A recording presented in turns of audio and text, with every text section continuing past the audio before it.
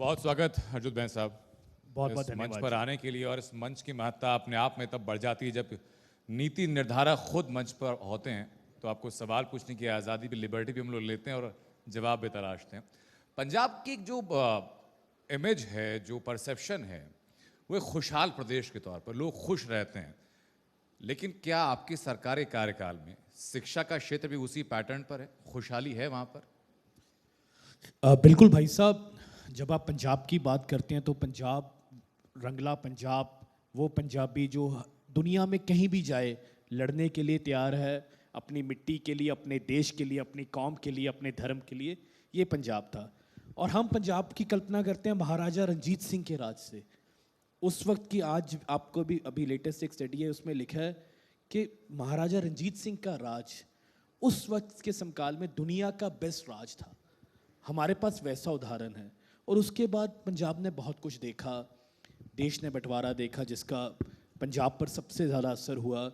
पंजाब में उसके बाद 80 के दशक में, 90 के दशक में, आप सब जानते हैं, तो पंजाब लड़खड़ा गया था। और फिर आपको पता है, पंजाब की एक तस्वीर पेश की गई जिसको हम बोलते हैं उड़ता पंजाब। 2022 में श्री अरविंद केजरीवाल जी और भगवंत मान जी और हम सब, हरजोत में तो मंत्री बन गए, विधायक बन गए, पर मेरे साथ हजारों साथी जो हमारे कार्यकर्ता थे, हम सब एक मिशन पर निकले थे कि हमें उड़ता पंजाब से रंगला पंजाब बनाना है। और मैं आपको बताऊं, मैं विधायक बना श्री अनंतपुर साहिब विधानसभा हल्के से, नंगल मेरी कॉन्स्टिट्यूएंसी है, और मुझे मेरे मुख्यमंत्री ने बोला कि अब तुम्हें शिक्षा ठीक करनी है। भाई साहब, पंजाब में 20,000 स्कूल हैं, 28 लाख बच्चे पढ़ते हैं। हमें जो विरासत में मिला वो ये मिला कि सरकारी स्कूलों में चार दीवारी नहीं, 20,000 में से 8,000 से अधिक स्कूलों में चार दीवारी नहीं थी। बच्चों और बच्चियों के लिए वॉशरूम नहीं। 3,000 से ऊपर ऐसे स्कूल थे जहां टॉयलेट्स नहीं थे, और अगर थे वो इस्तेमाल करने लायक नहीं थे। 4 लाख से अधिक बच्चे जमीन पर बैठते थे। बाकी आप टीचर्स है नहीं, और अगर है तो उनकी तनख्वाह 5,000 है। बाकी छोड़ दीजिए, campus manager, security guard, NEET, JEE, ये तो आप कल्पना भी नहीं कर सकते सर। आज 3 साल बाद पंजाब में, मैं आपके मंच से ये दावे के साथ कह रहा हूं कि पंजाब में एक भी ऐसा स्कूल नहीं है जहां चार दीवारी ना हो। All schools have perfect boundary wall. Punjab में कोई भी बच्चा अब जमीन पर नहीं बैठता। हर बच्चे के लिए शानदार और एज एप्रोप्रिएट, जो उसकी जितनी उसकी एज है, उम्र के हिसाब से वैसा फर्नीचर अवेलेबल है। पंजाब के हर एक स्कूल में लड़कों और लड़कियों के लिए साफ सुथरा वॉशरूम है। पंजाब के हर एक स्कूल में पीने लायक पानी है। पंजाब के 90% स्कूल्स वाईफाई से कवर्ड है। इसके साथ साथ हमने स्कूल ऑफ एमिनेंस बनाए हैं। आज आपने देश के कई एजुकेशन मिनिस्टर्स को अपने मंच पर बुलाया है। मेरे से पहले भी आएंगे, मेरे से बाद भी आएंगे। कोई आपको ये आंकड़ा नहीं दे सकता, सिर्फ ये आम आदमी पार्टी की सरकार है और पंजाब आपको ये आंकड़ा दे रहा है। अभी नहीं, आंकड़ा सुन लीजिए, अभी जेई के नतीजे आए हैं। आप पूछिए किसी शिक्षा मंत्री से कि आपके सरकारी स्कूलों में कितने बच्चों ने क्लियर किया। हमारे पंजाब में से 260 बच्चे, और लिस्ट चाहिए मैं आपको लिस्ट भी दे दूंगा कि कौन कौन सा वो सरकारी स्कूल था। आप देखिए, शिक्षा का मतलब क्या है कि हमारे बच्चे कामयाब हो सके। जब अभी 2022 से पहले मैंने बहुत आंकड़े चेक किए हैं, पूरे विभाग के पास कोई रिकॉर्ड ही नहीं था कि कितने बच्चे नीट क्लियर करते, जेई। अधिकारी बोलते जी सर ऐसा तो कोई रिकॉर्ड ही नहीं है। मैं कहा हम कर क्या रहे हैं? ठीक है, टीचर्स की मांगे अपनी जगह, सब चीज़ें अपनी जगह, पर हमारे पास 28 लाख बच्चे पढ़ रहे हैं। आज उसी विभाग में से 260 बच्चे, और उन स्कूलों में से जहां कभी कोई यानी कभी किसी ने क्लियर नहीं किया, वही स्कूल हैं, वही टीचर्स हैं। बदला क्या है कि अब उनको पता है कि ऐसी सरकार है जिसका एजुकेशन पर फोकस है। और ये 260 के 60 बच्चे भाई साहब अपने आप में केस स्टडी हैं। इतने हम्बल बैकग्राउंड से। जैसे एक लड़के की मैं आपको कहानी, अर्शदीप सिंह है, बिल्कुल हरियाणा के पास गांव, हमारा एरिया पड़ता है समाना, वहाँ के स्कूल का, स्कूल ऑफ एमिनेंस समाना का ये बच्चा, पिता है नहीं, माता इनके प्राइवेट स्कूल में साफ सफाई का काम करते हैं, और ये बच्चे ने 97.79% स्कोर किया। मैं बहुत शुभकामनाएं देता हूं उस बच्चे को, लेकिन मैं यही जानना चाहूंगा, बच्चे ने एग्जाम क्लियर किया अपनी मेहनत से, अपनी योग्यता के बूते, उसमें हरजोत सिंह बैंस के डिपार्टमेंट का क्या रोल है? अभी बताते हैं भाई साहब। हाँ। अगर ये पहले योग्यता होती तो सरकारी सरकारी स्कूलों में जब मैं जाकर देखा, मैं अभी तक कोई भी एजुकेशन मिनिस्टर इतना विजिट नहीं करता होगा। मैं लगभग 1200 से ऊपर स्कूलों में खुद जा चुका हूँ, और all over the Punjab, border के डिस्ट्रिक्ट्स, ग्रामीण क्षेत्र। बच्चों में ना, बच्चे तो पहले भी थे, आपकी बात ठीक है, योग्यता थी, कि उनमें ना एक बहुत लो कॉन्फिडेंस था। उनको ये पता था कि हम इसलिए इस स्कूल में पढ़ रहे हैं क्योंकि हमारे माता पिता वो वाला प्राइवेट स्कूल अफोर्ड नहीं कर सकते। अब हमने क्या किया, हमने अपने बच्चों को स्कूल्स ऑफ एमिनेंस दे रही हैं। शानदार स्कूल हैं, स्विमिंग पूल्स हैं, उनमें एस्ट्रो टर्फ्स हैं, शानदार क्लासरूम है, हर टीचर है वहाँ पर। कितने स्कूल ऑफ एमिनेंस पंजाब में भी हैं? 118 स्कूल और 20,000 से ज़्यादा बच्चे पढ़ते हैं। अच्छा। और इतना ही नहीं, उसके बाद उनको शानदार यूनिफॉर्म दी, ट्रांसपोर्ट सर्विस दी, उसके बाद उन बच्चों को एक्सपोजर विजिट से भेजा। अब आपको मैं अर्शदीप की जो कहानी बताई ना, वो कहाँ से इंस्पायर हुआ, उसको हमने इस श्री हरिकोटा इसरो भेजा था। आदित्य L1 जो हमारा एक रॉकेट था, उसकी जो स्पेस, उसकी लॉन्च को देखने भेजा था, वो वहाँ से इंस्पायर हुआ।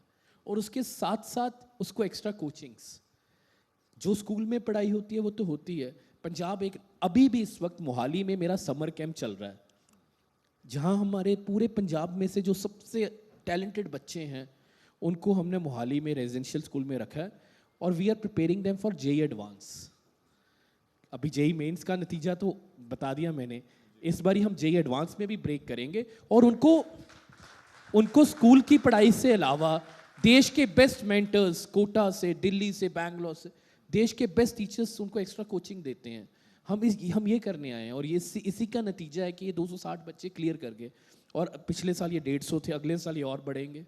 मेरी बिल्कुल शुभकामनाएं आपके साथ, और बहुत शानदार काम पंजाब इस मामले में कर रहा है। लेकिन सर मुझे एक बात बताइए कि आपने बताया कि शिक्षा का मॉडल बहुत शानदार है, बहुत सारे कॉम्पिटिटिव एग्जाम्स के लिए आप उनको, बच्चों को फंड कर रहे हैं, एड दे रहे हैं उनको, उसके बावजूद पंजाब एक ऐसा स्टेट है जहाँ की युवाओं के अंदर एक प्रतिस्पर्धा, कंपटीशन देखा जाता है कि 12वीं के बाद जाना है, कहाँ जाना है, बाहर जाना है, बिजनेस कहाँ करना है, बाहर जाके करना है, नौकरी कहाँ करनी है, बाहर जाके करनी है। पंजाब का जो युवा है, जो पंजाब की ताकत है, वो पंजाब के अंदर क्यों नहीं ठहर रहा है? दोस्त, उसके पीछे जो मुझे लगता है कि जो मैंने कारण देखा, वो ये देखा कि उनके पास कोई उदाहरण नहीं था। बच्चा जब खेलता है अपनी गली में, अपने गांव में, वो देखता है कि अच्छा, मेरे से जो 2 साल बड़ा है, 4 साल बड़ा है, या मेरी रिश्तेदारी में मेरी मामे का बेटा, मेरी मासी का बेटा। तो पंजाब में एक माहौल, एक ट्रेंड शुरू हो गया था 20-25 सालों में, कि कोई गांव से एक निकला और उसके बाद पूरे गांव के बच्चे कहाँ जाना है जी, कनाडा जाना है, ऑस्ट्रेलिया जाना है, यहाँ जाना है, और उस पर किसी ने काम नहीं किया। और वो बच्चे अपनी जगह गलत नहीं थे। पंजाब में क्यों रुकेंगे? पंजाब में नौकरी नहीं थी, आप जरी सरकारी नौकरी निकली नहीं थी। पंजाब में ऐसा माहौल नहीं था कि जहाँ पर वो अपना स्टार्टअप शुरू कर सके। अब पिछले 3 साल का आप डाटास देख लीजिए, हमारे higher education institutes are doing so well. मैं ये तो नहीं कहता कि बिल्कुल रिवर्स हो गया ट्रेंड, पर आज बच्चों को हमने 55,000 सरकारी नौकरियां दी हैं। अब वो जो गांव में बच्चा, जैसे मैं बोल रहा हूँ, जो भी 12वीं क्लास में है, वो देख रहा, अच्छा ये मेरे भैया, इनको तो पंजाब पुलिस में नौकरी मिल गई, हाँ अब मुझे भी मिल सकती है, मैं पढ़ूंगा, मैं कनाडा क्यों जाऊँ। अब उसके पास उदाहरण आ गए हैं। हाँ, मेरी मामे की बेटी को टीचर लग गई है, मैं भी टीचर लग सकती हूँ।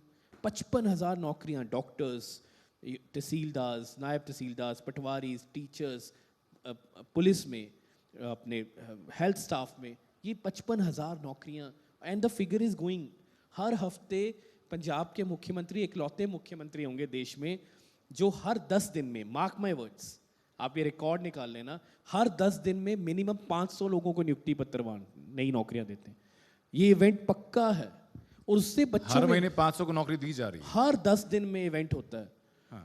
जिसमें बच्चों को, जो गवर्नमेंट जॉब्स निकल रही हैं, जब उनको ज्वाइनिंग लेटर है तो मुख्यमंत्री खुद देते हैं, और उनको बोलते हैं भी ठीक है, ये नौकरी मिल रही है, आज तुम्हारी जीवन का बड़ा दिन है, अब तुम्हें पंजाब की सेवा करनी है, तुम टीम पंजाब में आगे, तुम्हारे साथ वादा किया था, अब जाओ, जहाँ भी तुम्हें ये अपॉइंटमेंट मिलेगा, जाकर पंजाब की सेवा करो।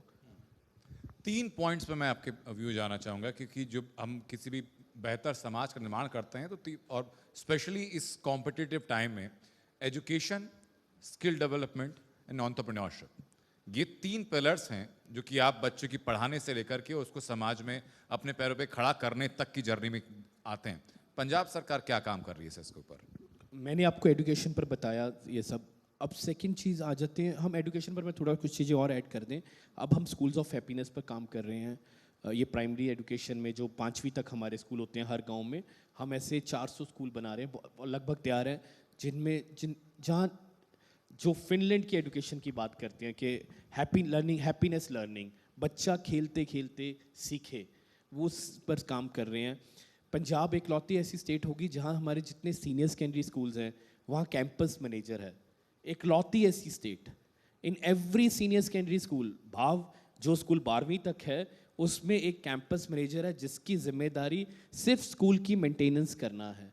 पंजाब के हर उस स्कूल में जहाँ 500 से ज़्यादा बच्चे हैं वहाँ सिक्योरिटी गार्ड है। ये कोई कल्पना नहीं कर सकता था। Now coming up on this skill development, technical education भी मेरे पास है। 2022 में हमने देखा कि लगभग पंजाब में 27-28 हज़ार सीटें होती थी और ITIs में 27-28 हज़ार में से सिर्फ 50-55% भर्ती थी, बाकी सारी सीटें खाली जाती थी। और किसी भी देश को या किसी भी स्टेट को आगे बढ़ना है तो स्किलिंग ही रास्ता है। हमने अपने देखा कि क्या कमी है।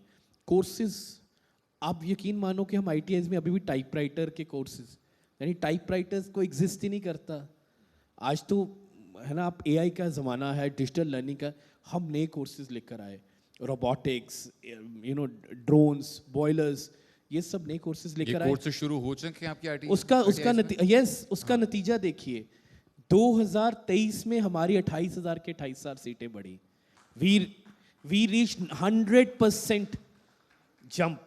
अगले साल हमने वो सीटें 7,000 बढ़ा दी, 35,000 करी, फिर 98%, और इस साल हम 42,000 करने जा रहे हैं, 42,000, और मैं गारंटी देता हूँ 98% भरेंगी।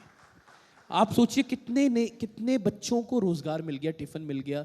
अब वो हमारे मुख्यमंत्री का ये था कि मुझे पंजाब के नौजवानों के हाथ में टिफिन चाहिए, कि वो सुबह अपने घर से जाएं, गांव में पास में काम मिले और टिफिन लेकर जाएं और आएं, वो तभी। और इस पर हम लगातार काम कर रहे हैं।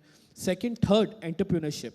Punjab is the only state, यहाँ पर अभी बात हुई कि हरियाणा अभी सोच रहा है, हम एक चलाते हैं जिसको बोलते हैं बिजनेस ब्लास्टर कैंपेन। पिछले साल का डाटा आपको दे रहा हूँ, 35,000 बच्चों को हमने 2,000 रुपये प्रति बच्चे सीड मनी दी है, प्रति स्टूडेंट।